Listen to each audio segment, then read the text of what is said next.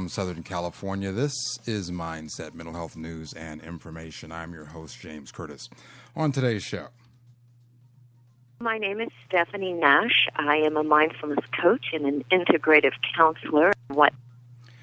Stephanie Nash, that is indeed her voice. She is a very impressive individual who I had the opportunity to speak with about the idea of mindfulness. And as she points out during our discussion, you can find an article just about everywhere you look about mindfulness helping your diet, mindfulness helping depression, mindfulness helping just about every ailment, psychological or physical, that you can think of. But what is mindfulness? What is behind this apparent trend, and how does it really work? We're going to talk about that in just a moment. But first, this news from the Mindset Report. The Mindset Report available online at mindsetreport.com. The Mindset Report, your most comprehensive online source for mental health news. Today's Mindset Report, underwritten by Responsibility, a complete guide to bystander intervention by Alan Berkowitz, who is committed to the idea that the solution to social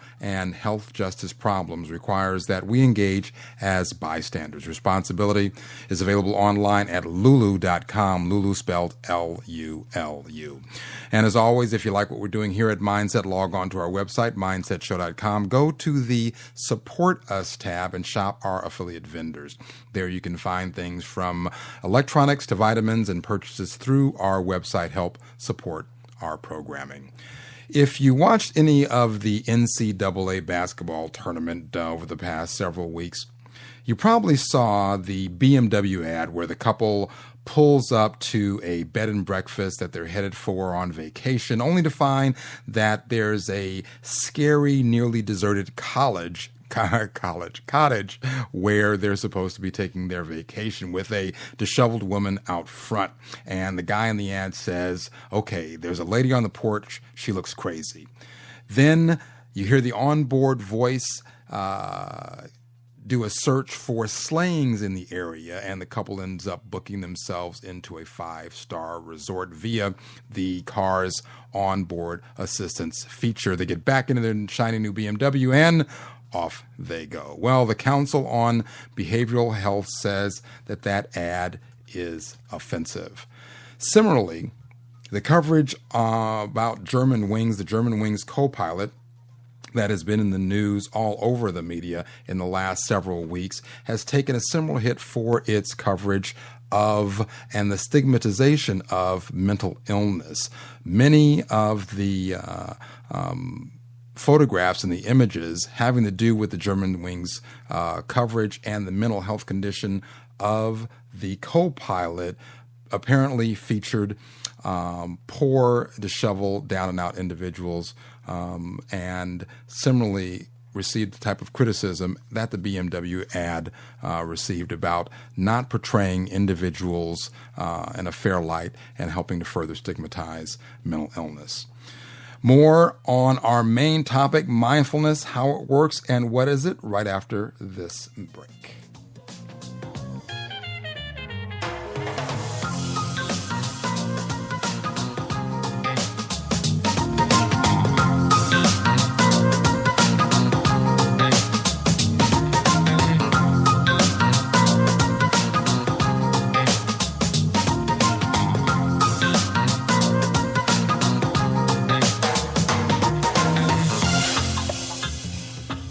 Welcome back to Mindset, Mental Health News and Information. I'm your host, James Curtis. On today's show, we're going to be talking about mindfulness. I was very curious, as I'm sure a lot of people are, seeing all of the articles, the newspaper accounts, the medical studies, medical schools themselves, as well as psychologists and psychiatrists talking about and touting the benefits of mindfulness for any number of ailments, any number of conditions. And yes, I forgot to turn my phone off. I talked to an individual who's an expert in the area. Her name is Stephanie Nash. That is I'm highly trained in mindfulness meditation. The integrative counselor part is really where a lot of my juice is. I like to help people integrate mindfulness into their life in practical ways, sometimes, often, to deal with specific situations, specific challenges, and it's very, very rewarding, especially when you've got someone coming to you who's had a chronic issue or something that's been going for a long period of time. In a relatively short period of time, they begin to literally restructure how they're perceiving the world and responding to it. Stephanie Nash, you and I met for about an hour or so in one of the many seminars that you give around the country out in my part of the woods in Southern California. I want to talk to you about that integrative stuff, about the application of mindfulness to specific situations, conditions, experiences, illnesses, physical illnesses as well as what's going on with us psychologically. But before we drill down into all that and you give us that information, I want to talk mindfulness, spirituality versus religion versus the practice and the nuts and bolts techniques and that kind of thing. So just describe what mindfulness is after we get past or separate and apart from the religious and spiritual aspects of it. I'll just quickly say that mindfulness comes from one of three Buddhist traditions, the one called Vipassana or Vipassana, depending if you're doing Pali and Sanskrit, which literally translates into see clearly, to see separately, see into. So it can mean seeing through something as well as seeing into it and understanding how it works. And the word gets translated as mindfulness into our language. And also, I'm going to describe it, but it's changing as we speak, because whenever any practice moves to a new culture, that culture adapts it in a certain kind of way. And right now, what's happening in a big way is our Western culture is now integrating mindfulness and using it in what the word I'm going to use is a secular context. So be kind of independent of spiritual, religious belief or philosophy. And the analogy I gave you was one of a computer, where the mindfulness is working with the hardware of the computer. We're working with the sensory experience that everyone has. But you can run any software program, meaning any spiritual belief or tradition, or religious as well. Spiritual and religion, I don't necessarily make them equivalent terms, but they're quite related. So talking about it now as the hardware of the computer, and how it can be applied in a secular context, would be that mindfulness is looking at your experience of what is.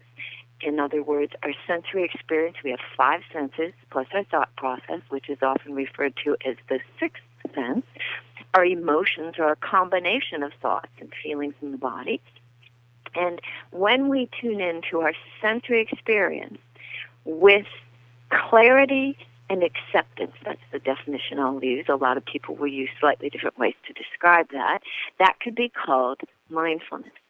So we're not resisting what we see. We're not judging what we see. We're tuning into what's actually there, not what we think should be there, not what was there last time, not what we're afraid is there. Because we tend to live our lives not actually in the present moment. We're lost in thought of past and future or judgment, fears. And when you actually tune into the present moment sensory experience, you discover there's no problem or much less of one.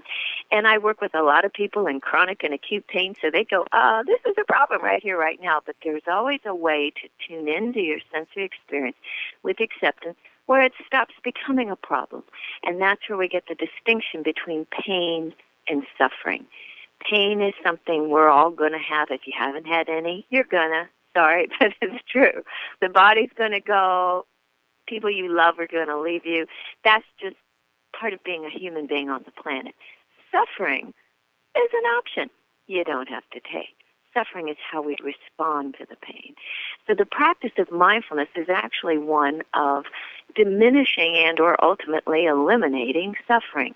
We're tuning into the experience. Now, when I say the experience, I mention the 5 senses plus the thought process, and I also mention the system of mindfulness, the basic mindfulness system I'm trained in, actually takes it and divides it into three primary colors: see, hear, feel, visual, auditory, somatic, which align with parts of the brain and make it much easier to really come in and track. Most mindfulness teachers and practices, like 98% maybe, are having everybody watch their breath. That would probably be the main object of meditation people use.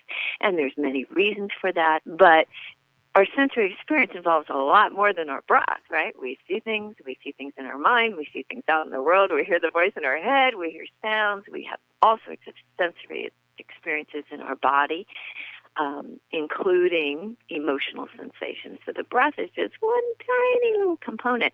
However, it's helpful when developing concentration, which is one of the things any meditation helps you do, that you are bringing your awareness back to something that is there, that is always present, and that's one of the reasons the breath is used. So let me just take a bit of a detour and ask you about people's resistance to this idea. That is, and I count myself among this number for a long time. I don't want to meditate. That's weird. That's so. It's not what I do. Do you ever get that? Yeah, I will tell you my experience with meditation. I'd already had some kind of very deep spiritual experiences, and I was trying to find, that teacher to talk to, and I couldn't find one. So I went, well, maybe I just got to meditate. And I said, excuse me, but I don't sit for more than 5 minutes. Thank you very much. I talk fast. I'm always on my feet. There's only one chair in my home. People come over and say, oh, where do we sit? So the whole notion of sitting still for over 5 minutes, I thought, why? Why would you want to do that? So I was in that camp, I will say that. It's only after kind of trying it and seeing that and this was long before it was on the front page of, the paper, and then the Huffington Post every day, there's an article about what mindfulness does to you. So in terms of the resistance, we've all had it. What's changing now in the last 5-10 years, it's been quite dramatic. We're getting an influx of people in their 20s at meditation retreats, people in their 40s, 50s. They're ready to chill, but we're getting more and more people in their 20s, 30s now who were born into a world where there's just no pause. There's no break. And they're just saying, is there a way to unplug all this? Because they're just so plugged in every moment. They're sleeping with their cell phones under their pillow, for goodness sake. So that's actually changing a lot. But in terms of just resistance, still, you can have someone who understands it, wants to do it, but just can't quite carve out that time, right? And to those people, I'll say 5-10 minutes. Everyone's got 5-10 minutes. And I always, when I'm working with people to help them begin a practice, I try to find a way to plug it into their life so that it's easy and fun. Because once you get that initial, it's kind of like saying you want to ride a bike, right? But when you first get up on a bike, you're kicking your shins and you're falling over and it's no fun. Well, if you can give someone just a taste of what it's like to be on the bike and ride, once they've had that taste, they'll practice. Right. So what I try to do in my guided meditations and also in describing the benefits to people, but that's still talking about it, but that can really help in terms of motivation. And that's where we'll get to the other reason of why people will meditate. People tend to come to meditation because they have a problem. They can't focus, they're in pain, they've got an emotional trauma, they've got a compulsive behavior, right? So that when you've got an issue, that gives you a stronger motivation to sit through, like, I don't want to sit for 10 minutes. Yeah, but you know what? I've got stabbing pain in my back, and they said this will help. Right, exactly. So when people have that motivating factor, that helps. When you say, hey, your life will be better, if people go, well, I don't know how. They don't have that strong motivating factor, it's harder. And that's why when I do public talks, I like to give people a little taste of what it's like to unplug their mind and give them a little taste of it so then they go, oh, that was actually really cool. Where can I get more of that? So that I bypass the you should. Because it didn't work when Mom said it. It doesn't work when our parents said it. You just want to just give people a taste of it, let them try it, and let them understand. I usually, when I talk to people, I say, what do you want? What are your needs? And then I can apply how this will help those needs. Then we have the motivation. Okay, well, let's jump into that part of it. You work with folks who have any number of types of issues, whether they be psychological, anxiety, depression, what have and you, by the or, way, you said or something. physical, right? Yeah, you said something I just want to say. You talked about psychological and or physical, and I want to say that it's almost always some combination of the two. I don't. When I was a psychology major at Duke University, my guru teacher was the chief clinical psychologist at the VA hospital, and he taught this class called Abnormal Psych. And I liked it because back then we were saying physical and mental. We weren't even saying psychological then. There's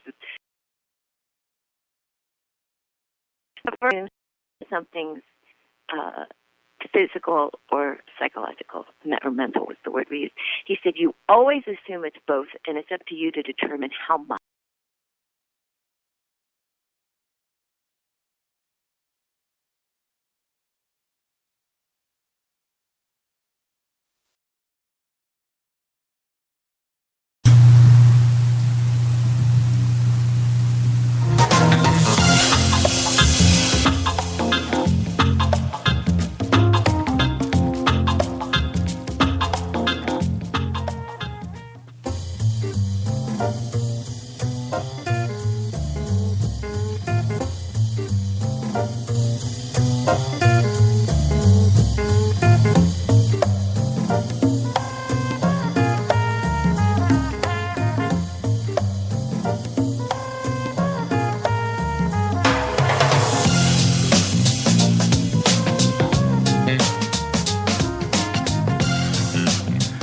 The joys of live broadcasting. We had a little bit of a technical glitch with the interview with Stephanie Nash. We'll get that fixed for you in just a moment. Stand by.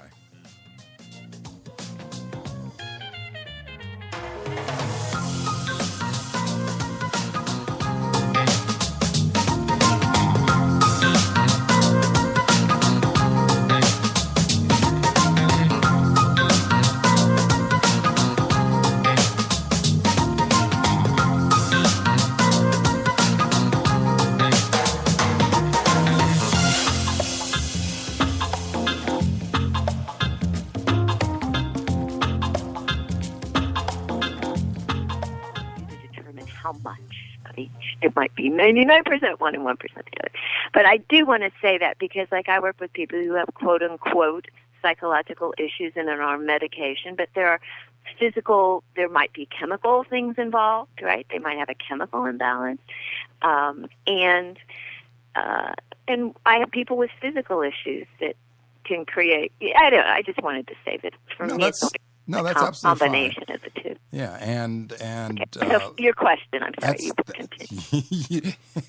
I'm following you, Stephanie Nash. You're in charge here. I'm just trying to keep up. Okay, let's just be clear about this. Okay, so talk about some of the things that you can help people with. You have helped people with, and you continue to help people with through your practice. What I have worked with myself is in my groups, a lot of people, I have a lot of stressed out emotional people that come to my groups. In my with private clients, I can talk a little more specifically because I'm tracking them individually. I've got several private clients who have what I will categorize as eating issues. You could say compulsive relationship to food, but it's a little deeper than that. Compulsive behaviors are where we do something we can't stop doing, and working with food is different than any other. In fact, it's sometimes considered the most difficult issue because abstinence is not an option. And, you can stop drinking and shopping and, whatever your other ism is, but you can't stop eating. So you've got to change your relationship to food. The nature of it is often quite deep and integrated, not just in how we get love as children, like, hi, cookie, or, mother's nipple, or whatever it is, but how we are taught to disassociate from the eating process. When I was a kid, they put the cereal box in front of you when you ate. Now they sit you down in front of a television. Or socially, the way we use food to gather people for love. There's just so many deep issues there. And I've had, especially in the past 2 years, I'm having some dramatic results from working with people. And it's very interesting because in 3 cases where it was quite traumatic, the eating was just the symptom, right? We were getting down to the cause. But mindfulness can help with that. The most dramatic, immediate benefit would be with pain, physical, acute or chronic pain. It's quite dramatic. You can have someone in just screaming agony, and in 20 minutes they can be feeling okay. Wow. When guided with someone, I've done that repeatedly. So you're talking about, and let's just hover there. You're talking about people who are in either chronic and or severe pain. I mean, we're talking about, everybody who's been to the doctor, been to the hospital, and they ask you, okay, what's your pain on a scale of 1 to 10? 1 is, it's no problem. 10 is the worst pain you've ever felt. You're talking about people in the 7, 8, 9, 10 range. Yeah. There is a book, Breakthrough Pain. It's now been renamed. Now it's called Natural Pain Relief. And that is a book, is written by Shinzen Young, and in the back of the book is a CD with guided meditation. So it's kind of interactive in that they'll say at the end, well, if this is happening, you want to work on this, go to track 3. If you want to work on this, go to track 4. And that was the specialty, the system I'm trained in. That was Shinzen Young. That was his specialty for a long time, and where a lot of people came to his practice was people in pain that was so severe that if they took anything for it that would help it, they'd be unconscious. And they thought they might like to be conscious for their life, right? And so they said they had to change the relationship to pain. And so we'll have a lot of people on our retreats who have to lie down because, we're not trying to make the pain worse, but they have to lie down. So we have whole sections of people lying down in the Zenda, which normally is never done on retreats. But, it's a regular stay at our retreats. I said at the beginning, I went to one of your workshops. And I had never... Oh, that was a talk I gave. Or talk. We went to, okay. It was a keynote speech. I call it a workshop because you did a meditation. Well, I you did. Had us walking. I made you all do it all. Yeah. You had us walking. You had us, sitting and went through it. Eating. And I had never done meditation really before. I had thought about it. I had heard about it. Never really had any experience with it. So I was one of what I might consider a Class A skeptic. Let's put it mildly, putting it that way. I had no judgment about whether it would work or not, but I had no thought that, this is something that's really cool. If I can learn how to do this, I'm going to be better. Nothing like that. No optimism about it. Oh, great. I love getting people like that. Yeah, I came into that room just thinking, okay, this is cool. Let's check it out. And what I experienced, which was in the grand scheme of everything that you do, some of which you've talked about today, it was really amazing. And it was simple. It was amazing and it was effective. And I have to tell you, and people,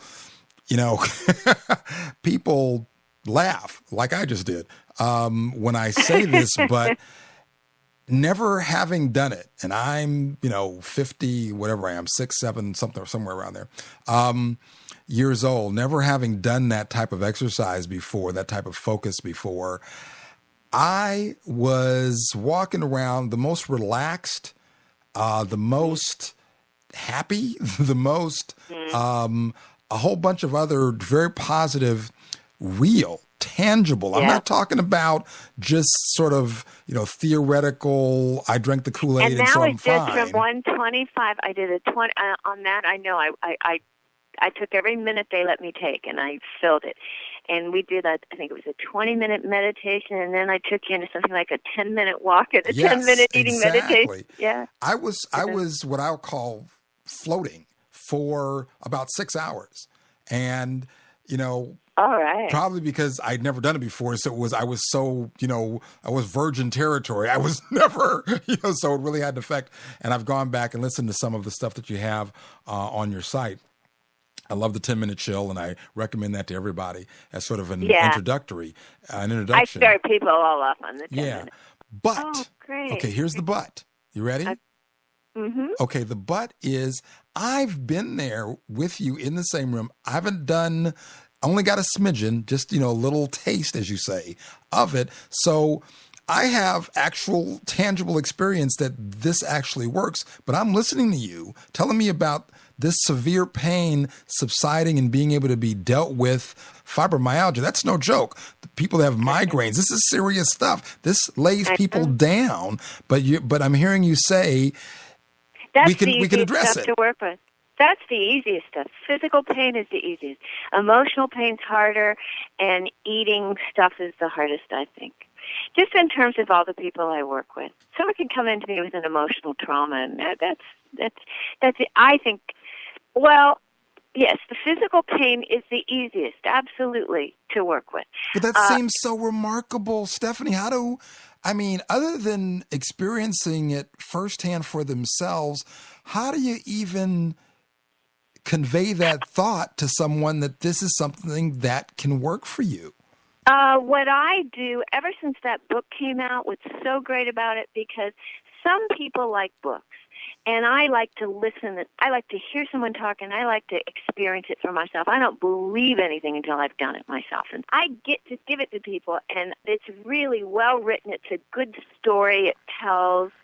It lays it out in a way you can understand, and it's got a CD in the back that you can try out. It's quite clear, easy to follow, and in the back he tells a story, and the story is quite important. And I'm going to just tell it to you now because it's a really good one. It's short. There was a woman named Shirley Fenton, and in her 30s, I believe, she went to Shinzen, who was then just a young meditation teacher, and she had a condition that put bone spurs on her spinal cord, which created a pain that I'm told is equivalent to that of childbirth all the time. And it was what do you call it? Degenerative, or it would only get worse with time. And she went to him to ask him about the Buddhist idea on suicide, because she thought there's no reason to live. Her life is just going to do nothing but get more painful. And he said to her, "Can I just try something first?" And then he helped her with her pain quite quickly, and she with him then founded this BSI to help bring his work, kind of an organization to help bring his work to the world, and that's what trains facilitators. And she throughout her life ended up having, because the condition wrecked other things. So she'd had heart attacks and strokes and all sorts of stuff. She would be on retreat. She could hardly walk, but she'd be on retreat smiling and having interviews with people to help them with their issues. Okay? Wow. And she's in pain. Now, the one thing about working with people with pain, and I have some people call me in and saying, my mom's in pain, and because what happens when you're in pain, remember so much real estate and consciousness? Well, the pain takes so much of it for someone in pain who doesn't have training, hasn't learned to train their awareness. You can think of mindfulness as awareness training, really. And someone who hasn't done it, the pain takes all the space in their consciousness, and they end up being mean to the people around them. They get angry easily, right? They're at their max. And so the people who are taking care of them feel abused, and they don't like doing it, but nobody understands, right? And so I get called in sometimes to say, my mom's in pain and she's driving us crazy. And I'll use mindfulness, and I'll use some other, things I've developed along the way with it. I mean, classically, mindfulness is just tuning into your sensory experience, but I can use it also with certain psychological framing or maybe some visualizations of sorts. And then she becomes a nicer person, and then everybody wants to be with her. But I remember that pain workshop, the first day we showed up, the first morning, everyone was really tense, anxious, like, okay, I got pain, and how are you going to help with it, right? And I sat everyone down, and there were like 15 people, I think, at that workshop, that weekend workshop, and I said, I want everyone to go around. I want you to tell me about your pain. Well, they just broke into tears. Nobody ever wanted to hear about their pain. Everyone was tired of hearing about their pain, right? Because that's all they knew. That's what their world was, and nobody wanted to hear it. So they felt isolated, self-pity, anger, all this stuff that comes from it. And this was the workshop that by the end, people were laughing hysterically all the time. So, yes, it's quite dramatic. And physical pain is one you can see quite quickly get released from. Now, at first, you might need someone guiding you and helping you with it. But I've handed that book to people who've never gone to a teacher, as far as I know. And that book with the CD helped their life. So let's go here. Because this is a mental health show, let's talk about the mental health psychological issues that you help with. Is it correct to think about it in terms of the approach that you use? You approach it the same way you approach physical pain, the mental pain, the psychological pain, whether it's depression or I was molested when I was a kid or whatever's going on, which can cause, it hurts having experienced both. You can't say one is worse than the other. If you've got a really tough, horrific experience that has scarred you emotionally, that hurts like hell. Yes, it does. Okay, so you've just mentioned three things. I'll pick one. Let's do a traumatic experience. That's different than I have underlying anxiety and I don't know why, which is different than a couple other things. But let's go with traumatic experience. And this is, I like working with ones because one advantage of being older is you've lived it. I didn't just learn to teach this, and I didn't go off somewhere and someone told me how to do something and I'm doing it to other people. I went through it myself. So I had started with Shinzen, and I thought, this stuff is just all way too technical. Why not just close your eyes and go to a blissy place? This feels like scales. It feels like, I'm having to work out. He said, it is a workout. It is scales, and the music is your life. And I thought, that's such a good answer. But I still thought it was too much work. I was like, no, I just want to do the blissy, easy stuff. Then I had a couple of things happen. I had 3 different traumas in 2 years, and I saw how he used this stuff to guide me out of it. One was a traumatic experience where I saw and experienced a horrific death of someone I loved more than anything. And it was when it happened, how it happened, it was just your worst nightmare. And I couldn't even mourn because every time I saw the image, I felt a literal stab in my chest. And I got to where I just wasn't even functioning. I just wasn't functioning. I was just kind of walking around in a kind of, numb state. Couldn't even let the feeling out. I was whatever. Shinzen works with me in a really interesting way, and I've used this now with many people because it depends on the nature of their trauma. Is it something they're seeing and replaying? Is it something they're hearing? Remember, see, hear, feel, different parts of the brain.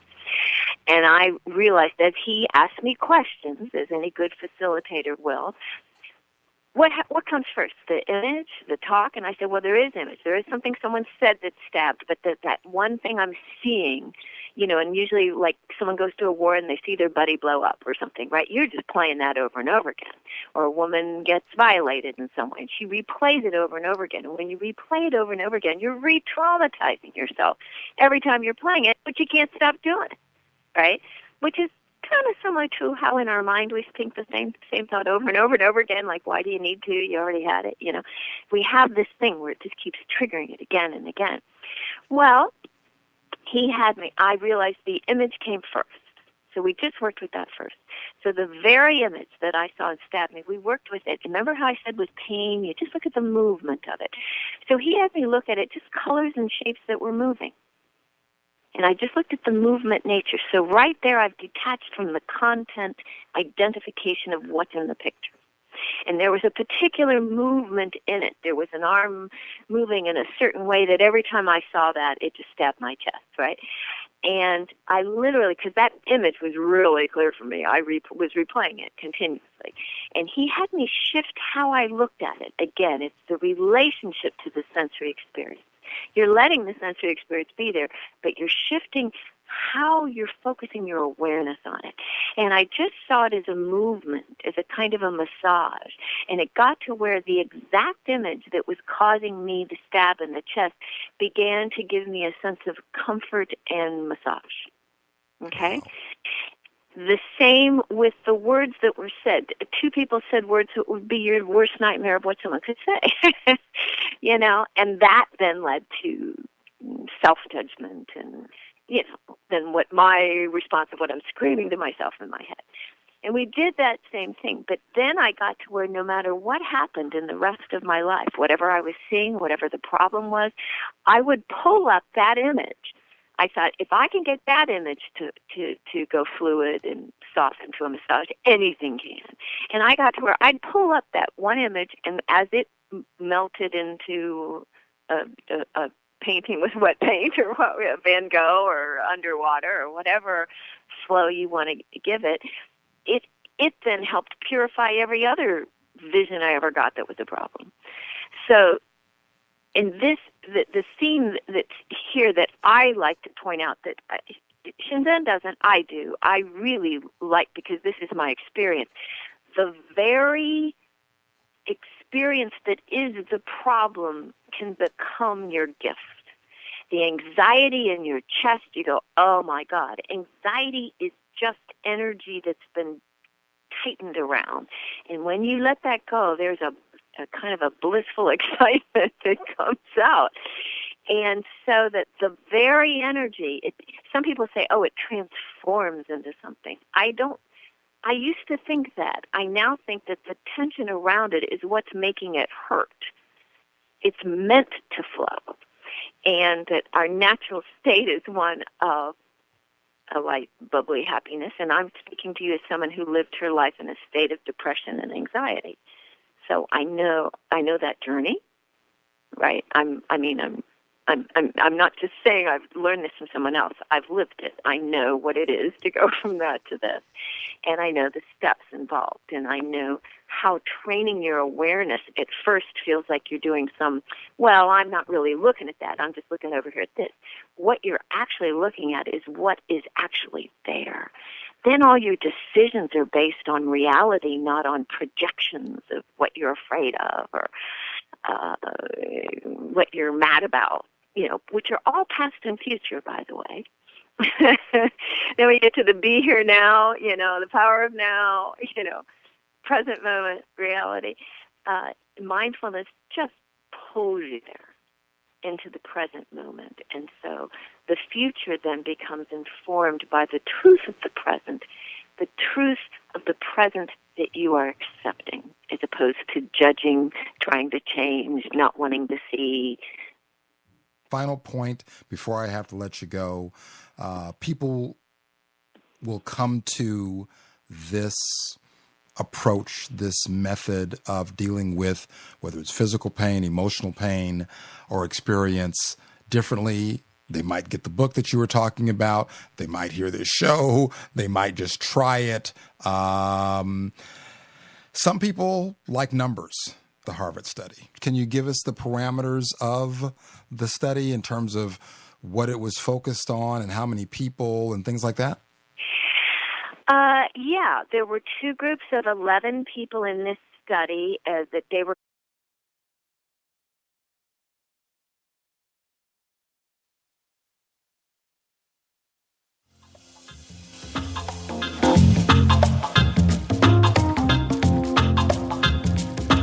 The electronics are betraying me today. Again, another glitch with the interview with Stephanie Nash. We're going to go ahead and leave it right there and wrap it up. The show is just about over. There are a few more minutes, actually several more minutes, of my interview with Stephanie Nash. I promise I'll get it all sorted out and fixed. Throw it up on the web, and you can listen to the interview in its entirety without glitches, glitch-free, on the podcast. My sincere apologies for all those technical problems. Now, In my researching of this issue of mindfulness, and again, my thanks to Stephanie Nash, mindfulness coach and integrative counselor, and she's just a really nice person. You can find her online at mindfulnessarts.org/blog. I'll go ahead and throw her information up on our Facebook page and tweet it out as well. On her page, mindfulnessarts.org/blog, there are tons of stuff. There is tons of stuff there, tons of things you can try for free, guided meditations, all kinds of different really cool stuff. The 10-minute chill that we talked about, it's all there and available for you. All you got to do is press play and access the site and listen to it. No charge.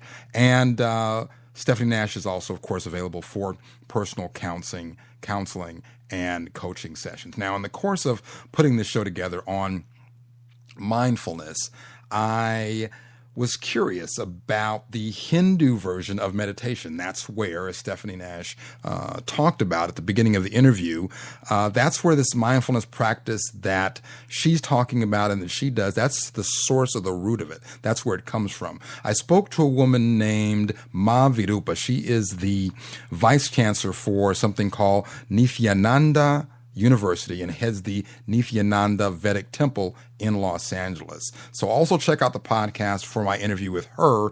And when you listen to the podcast, you can hear her guide me through an ancient Tibetan meditation. It was quite an experience, and you can even do the meditation along with us.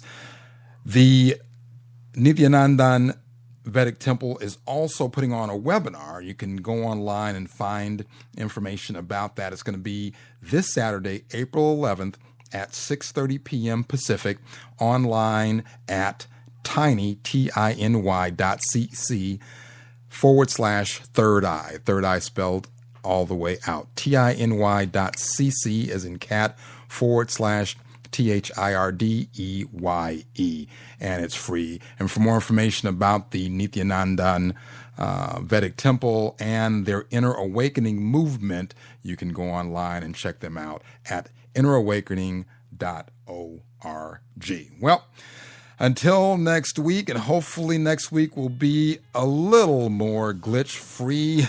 I'm your host, James Curtis, for Mindset, Mental Health News, and Information. Remember, dare to see mental health differently, because when we understand why we do what we do, it helps us all do better. See you next week.